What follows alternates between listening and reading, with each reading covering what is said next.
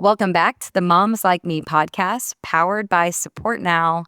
I am very excited for our guest today. As y'all know who listen into Moms Like Me regularly, we love to share a lot of different perspectives and experiences on motherhood. And as we all know, everyone has a different experience with motherhood. That doesn't just mean the types of kids that we birth. It also means the experiences we have in utero and while pregnant, and certainly when we go into labor. And so I always enjoy bringing on perspectives that are a little bit more challenging to talk about and super important to discuss, because we know the importance of normalizing things that make us uncomfortable. And today's guest will be very kind of exemplifies how to rise above the challenges and also how to serve others given the hardships she's faced. So I'd like to welcome Martha to the Moms Like Me podcast. Martha, thank you for being here. Absolutely. Happy to be here. And I have to say, you just never know. Networking and making connections just helps to introduce us to so many new friends, you being one of them. Thank you.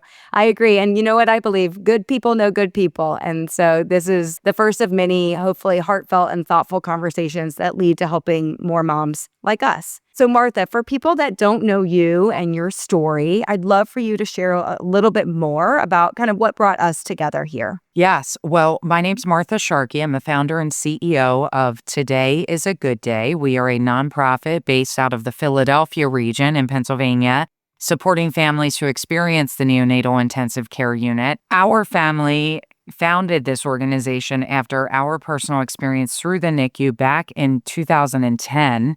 My husband and I found out we were expecting identical twin girls. Very exciting, as you can imagine. And we thought, like so many, you get pregnant, you have a baby, you start a family, which certainly is how it happens for some. That is not how our family story went. Our daughters were due March 8th of 2011. Tuesday, November 9th, I'll never forget. I was at work. Something didn't feel right. I called. They said, come in. We'll make sure everything's okay. I grabbed my folder of work, looked at my director, said, I'll see you tomorrow. They're having me come in. First day, our lives changed forever. I was admitted to the hospital at 23 weeks and 0 days. And we had some very difficult conversations with the medical team members at the hospital around the likelihood of our daughters surviving if they were born at this time. Now, this is over 14 years ago now. And that they would try to keep us pregnant as long as possible. They had hoped to keep me pregnant through, we were thinking Thanksgiving, the holidays, the New Year, but that is not how our story went. Our daughters were born just 5 days later at 23 weeks and 5 days. Wow. Had you had anyone in your own circles that had experienced anything like that, or was this really a first? It was all new for us. I always joke, my husband in his professional role had managed the community team for the March for Babies walk for March of Dimes in Philadelphia. And I always said that's about as close as we got to knowing anything about the NICU and the incredible work that the March of Dimes does. So for us, it was all new. We had no one within our friend network or family who had experienced the NICU. It was obviously a very pivotal moment for you. What do you remember in those early days in terms of your emotional state? What surprised you? Such a good question. Well, if we backtrack a little bit before Claire and Mary were born, the neonatologist, who's a dear friend of ours to this day, but it was probably one of the most difficult 2 hours of our lives, he came in to meet with us. My parents were there, and he told us, he said, if your daughters are born now, they will both most likely pass away. This is where you're at. And 23 weeks was edge of viability. Right.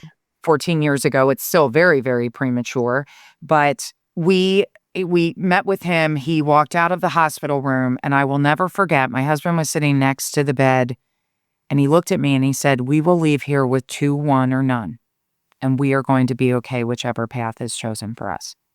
And for us, that really helped to set the stage for our NICU experience, because we did not know, or I would say necessarily expect, that we would leave with Claire and or Mary. And so Mary was our stronger twin when the girls were born. Mary Gladys, she was 1.4 pounds when they were born. Claire Josephine was 1.2 pounds, and she was very, very sick. Mary ended up losing her fight after 14 days. She passed away the Sunday after Thanksgiving. She started to go downhill right around Thanksgiving. And when you ask about lessons learned, We tried to take each day 1 minute, 1 day, 1 hour at a time. I have a bracelet that I wear every day. My girlfriend sent to me 3 weeks into our NICU journey. And she said, Mart, I just keep hearing you say we're taking it 1 day at a time. I still wear this bracelet every day. And I think that motto that we live by helped us to get through each day. But we also never took a moment for granted. We knew that Mary got very sick. She ended up losing her fight. We went back to Claire, not sure what her future would look like. And we just tried to celebrate the good days, the Yeah. good moments. We wrote a lot of questions down, and we tried to make decisions based upon the information that we had. And I really love what your husband said, because it almost sounds like he was trying to provide clarity to a moment that was very unclear and very ambiguous, which is like, Yes. here are the most likely outcomes. Here are the only outcomes. And Right. not that one outcome, certainly there are outcomes that are better than others, but to try to like make things a little bit more concise, and just to try to, because I so often when I talk to moms like you, it's hard to conceive what's happening. So everything becomes like a fog of confusion. You're in this state of, why us? How did this happen? Sometimes I hear from moms, they wonder, did I do something wrong? And so it sounds like your husband also just had a way of just being very clear, that also provided some kind of like a guiding light while you were watching both girls fight. Yes. And I will say, I think one of the hardest things for us personally, we have a really strong foundation in faith together, and our family does. And that is what helped us personally get through this. That's different for every family, every situation.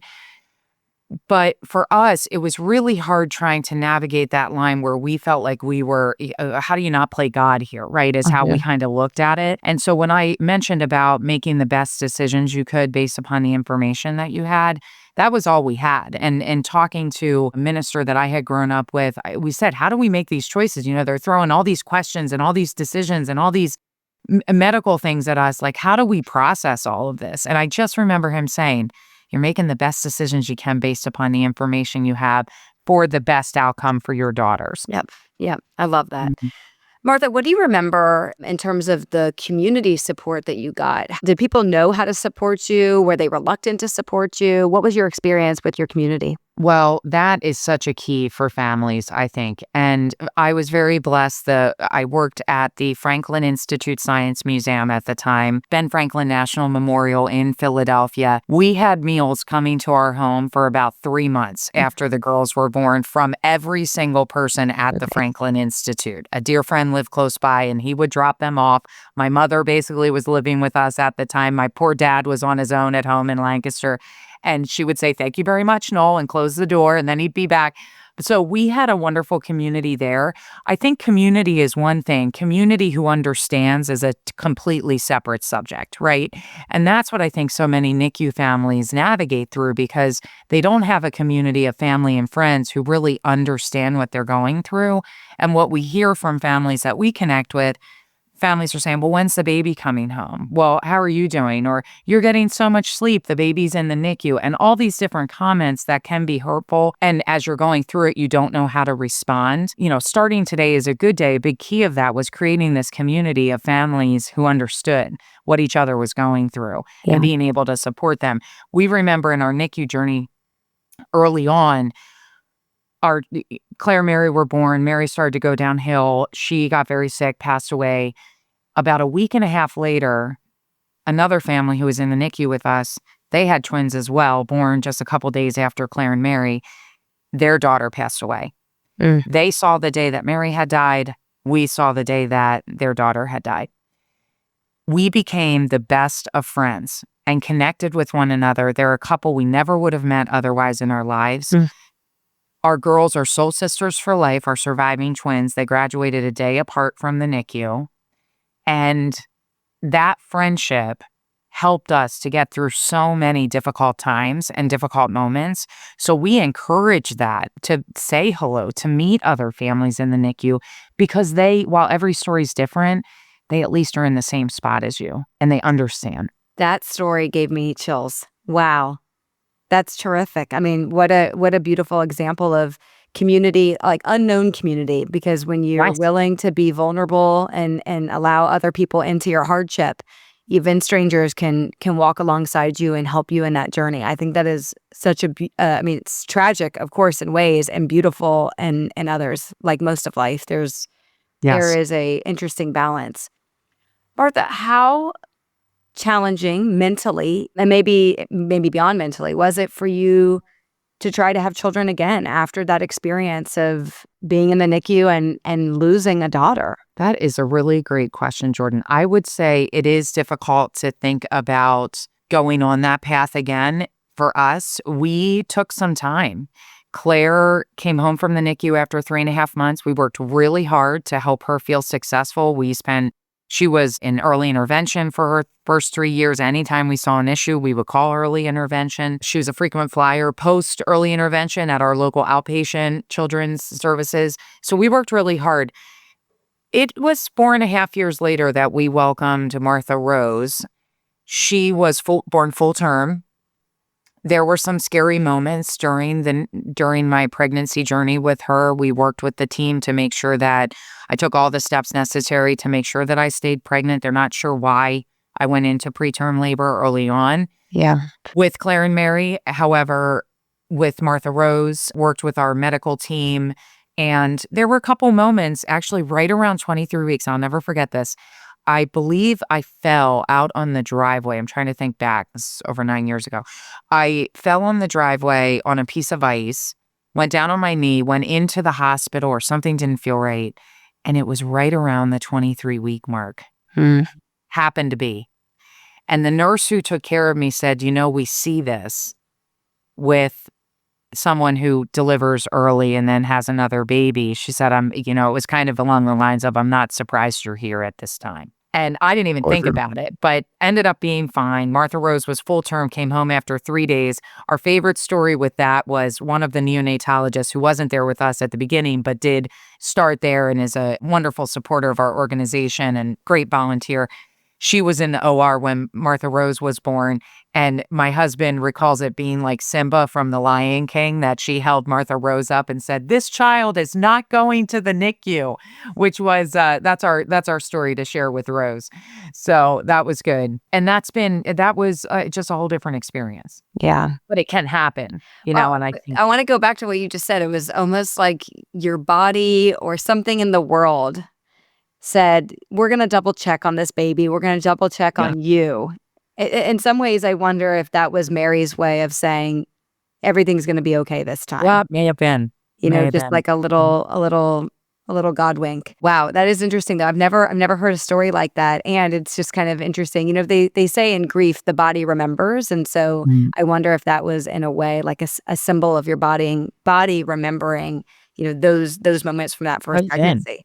could have been, yes, Wow. Okay, so I want to make sure that I'm telling your whole story because I know it doesn't end there. no. So there was Claire that thankfully came home from the NICU, and then Martha Rose, and then you said, "Let's do it again." Yes, yeah, so we found out we were expecting again unexpectedly. We found out we were expecting again in 2018 a son. My husband was thrilled. We have all girls. We found out we were expecting a son. And at 14 weeks gestation, we learned that our son was diagnosed with trisomy 18, which if you look that up, it is really a devastating chromosomal abnormality diagnosis that he had received. So we knew based upon what we had seen with his development that he would pass away after he was born. And I carried him until 34 weeks, which was probably for me personally one of the most difficult chapters of my life. It was very, very hard carrying a child that you knew was going to pass away after he was born and growing your belly and all the different things. So I carried William until 34 weeks. He was with us about 91 minutes before he passed away in December of 2018. And as difficult as it is, and we do really live with a cup half full mindset in the Sharkey house, and we're grateful for all things that we have.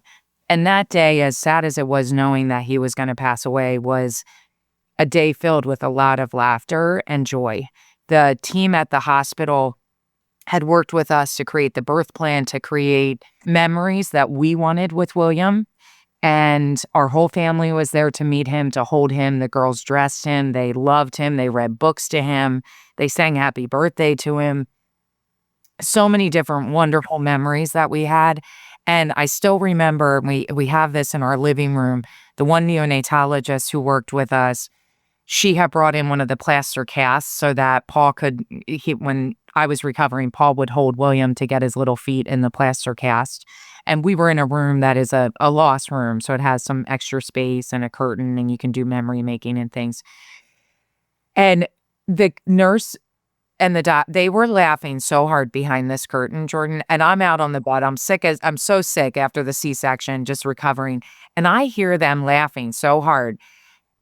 William was so tiny that Paul couldn't just keep his feet. So we joke to this day that we have William's little hiney in the plaster cast too, because he couldn't hold him up in it. And they were just, when I say there, you can find joy in the difficult moments, you can, if you see it there. And I can still hear them to this day, almost 7 years later, laughing in that back room during that time. I also love that the girls were so involved in that moment. How did you handle that? How did you tell them, and how did you almost like coach them or guide them during that process? Because it's especially Claire, she was certainly old enough to really understand what was happening. Yeah, that's such a great question. Well, I'll step back 1 minute because a dear friend of mine who's a bereavement nurse manager at Virtua Hospital in New Jersey, she is a wonderful woman. She works with families every day who are going through child loss. And she once said, actually in our podcast, I had interviewed her, and she said, hope has to evolve and change. And I think it's such a powerful phrase for us in so many of life's circumstances.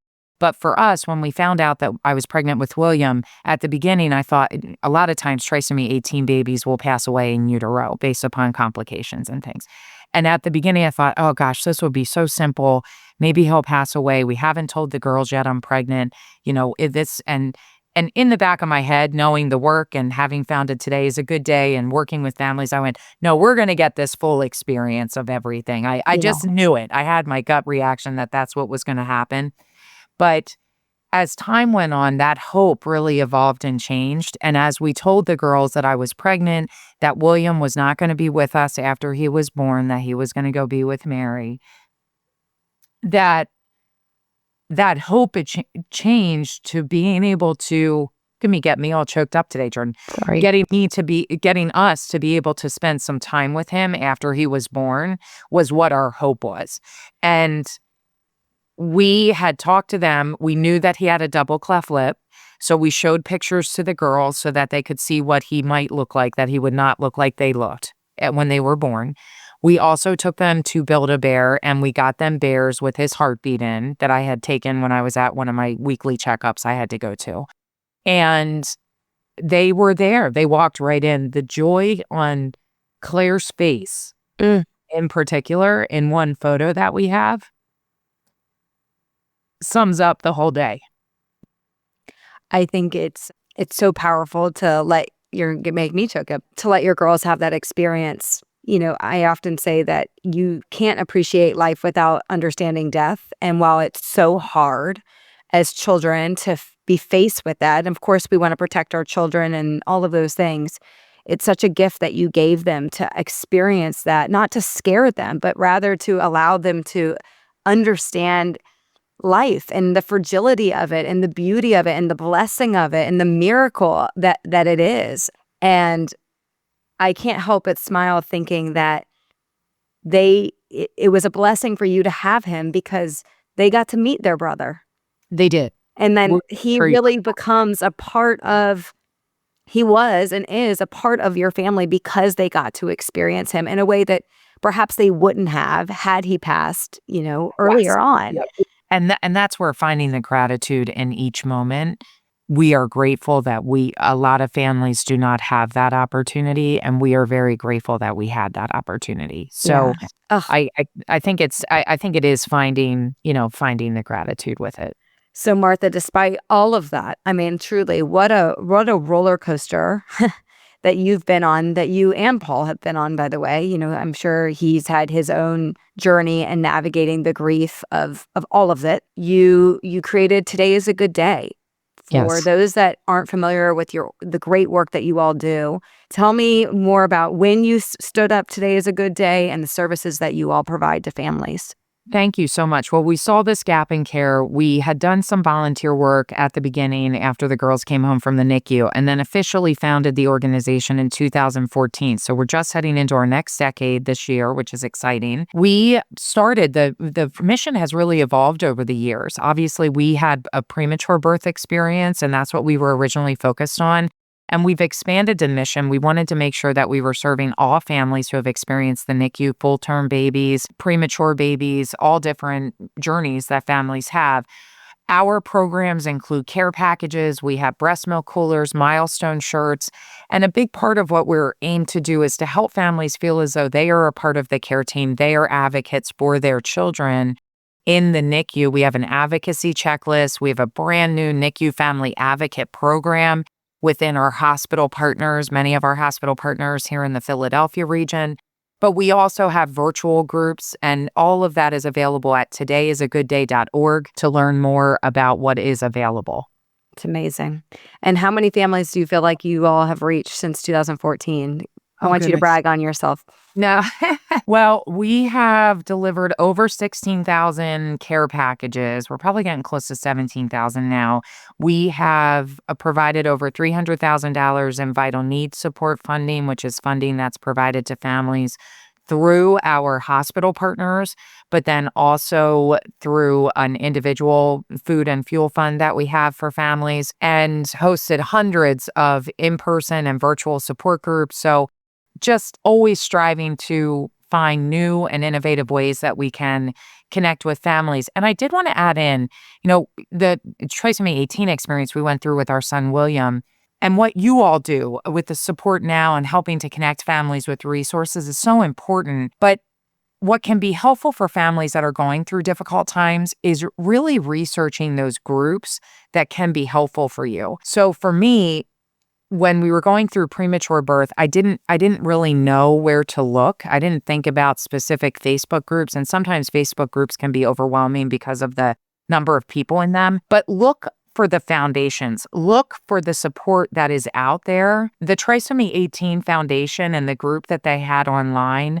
was so helpful for us. I made a connection with another local mom who was going through something similar, but also to ask questions to say, how did you remember your child when they were born? Mhm. So finding that group where you can get some guidance can be super helpful. Yeah.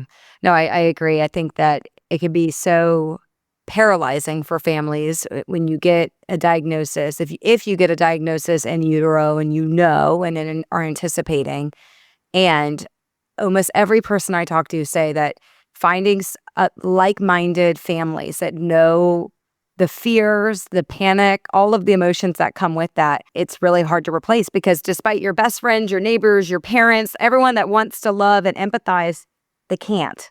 Mm-hmm. You can show compassion, but they can't truly know all of the emotions that come with it. And I think that's a really sound piece of advice, and honestly, a great stopping point for our conversation today. I just want to thank you for the vulnerability, the transparency. I personally, again, I have so much admiration for how you and Paul have chosen to navigate your experience and then just turn this into a blessing for so many other people, because as you know, these things will continue to happen. We can't assume that people aren't going to have a NICU baby, or that they're not going to go into labor early or a trisomy. These things are a part of life. We have to accept it, and we can still make sure that the proper resources are out there so that families feel supported and that they don't slip into their own kind of mental crisis, because absent the proper resources, the grieving process can be all-encompassing for people. And so I just really cherish what you all are building, and I really want to just say thank you for sharing more of your story with us. Thank you, and thank you for what you're doing as well to help so many families. Of course, Martha. Many more conversations to come.